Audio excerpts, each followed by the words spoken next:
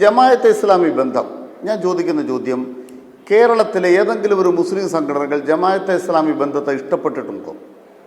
Indian union മുസ്ലിം league, ആ Indian union മുസ്ലിം ലീഗിൻ്റെ എത്രയോ നേതാക്കന്മാർ ജമാഅത്തെ ഇസ്ലാമിക്കെതിരായി നടത്തിയ എല്ലാ പ്രസംഗങ്ങളും നമ്മുടെ മുമ്പിലില്ലേ? എന്തുകൊണ്ട് അവർ ജമാഅത്തെ ഇസ്ലാമിയെ വെറുക്കുന്നു, തൊട്ടുകൂടാത്തവരായി കാണുന്നു?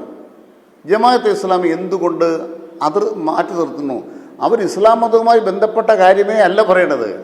ഹിന്ദുത്വ എന്ന് പറയുന്നത് ഹിന്ദുമതവുമായി ബന്ധപ്പെട്ടതല്ലാത്തതുപോലെ ജമാഅത്തെ ഇസ്ലാമി പറയുന്ന മതരാഷ്ട്രം ഇസ്ലാം മതവുമായി ബന്ധപ്പെട്ടതല്ലെന്നാണ് മതപണ്ഡിതന്മാർ പറയുന്നത്, മുസ്ലിം ലീഗ് പറയുന്നത്.